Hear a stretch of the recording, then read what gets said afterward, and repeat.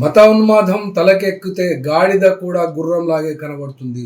అట్లాగే గుర్రాలు కూడా గాడిదలాగా కనబడతాయి. ఇవి ఎవరికి వర్తిస్తుంది అని సూటిగా మేము చెప్పనక్కర్లేదు. కానీ ఒక 10 నిమిషాలు మాత్రమే హార్ముజ్ జలసంధిని తిరిగి ఓపెన్ చేసినందుకు ఆ యొక్క జలసంధిని కంట్రోల్ చేస్తున్నటువంటి ఇరాన్ ఆ దేశంపై యుద్ధం మొదలుపెట్టి వాటికి 41 రోజు అయినప్పటికీ ఇరాన్ దేశంపై ఇజ్రాయెల్ మరియు అమెరికా చేస్తున్నటువంటి ఈ యొక్క దాడులను సర్వనాశనం చేస్తానని బెదిరించిన తరువాతనే కానీ ఇరాన్ ఏమాత్రము పట్టు సడలకుండా, ధైర్యము చెడకుండా, కాళ్ల బేరానికి వెళ్లకుండా తన యొక్క 10 డిమాండ్స్ మీద మాత్రమే ట్రంప్ ప్రభుత్వాన్ని మెప్పించగలిగి ఈ యొక్క హార్ముజ్ జలసంధిని ఓపెన్ చేయడం మూలాన భారతదేశంలో ఉన్నటువంటి ఎన్ఎస్ఈ మరియు బిఎస్ఈ స్టాక్ మార్కెట్ నిన్న ఒక్క రోజు సంపద ఎంత పెరిగింది, ఎంత లాభం వచ్చింది అని చూస్తే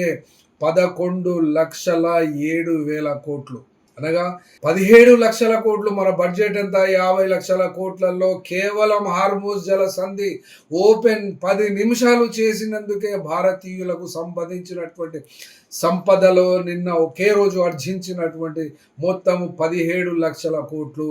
మరి 10 నిమిషాల తర్వాత లెబనాన్పై ఇజ్రాయిల్ దాడులు చేసిన తర్వాత ఒకే రోజు 254-56 మందిని చంపిన తర్వాత ఇరాన్ అదే హార్ముజ్ జలసంధిని మూసివేసినట్లు వచ్చినటువంటి వార్తల నేపథ్యంలో ఇవాళ వచ్చినటువంటి భారతదేశానికి స్టాక్ ఎక్స్చేంజ్లో నష్టం ఎంత అని చూసినట్లయితే 2 లక్షల కోట్లు.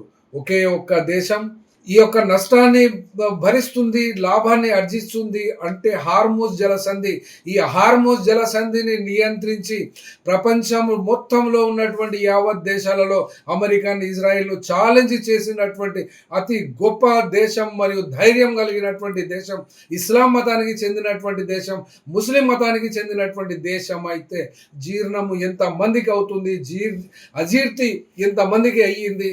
అసలు ఈ యొక్క హిందూ దేశం మతోన్మాదులు ఎక్కడ ఉన్నారు 41 రోజుల్లో? వాళ్ళ వాదన ఎటు పోయింది? వాళ్ళ వాయిస్ ఎటు పోయింది? హిందూ ముస్లిం మతం ఎక్కడ పోయింది అంటే వాళ్ళు వెనక్కి తగ్గడం జరిగింది. వాళ్ళ వాయిస్ మూగపోయింది. వాళ్ళు ఎక్కడా కనబడడం లేదు సోషల్ మీడియాలో కూడా. ఎందుకంటే ఇరాన్ ఇజ్రాయెల్కు అనుకూలంగా ఫాదర్ ల్యాండ్ అని చెప్పినటువంటి నరేంద్ర మోడీ వచ్చిన 48 గంటల లోపే యుద్ధం మొదలైంది. కాబట్టి హార్ముజ్ జలసంధి రాకపోతే పొయ్యి వెలగనటువంటి ఈ భారతదేశ పరిస్థితిని ప్రజలు అర్థం చేసుకుంటున్నారే కానీ నాయకులు అర్థం చేసుకోవడం లేదు.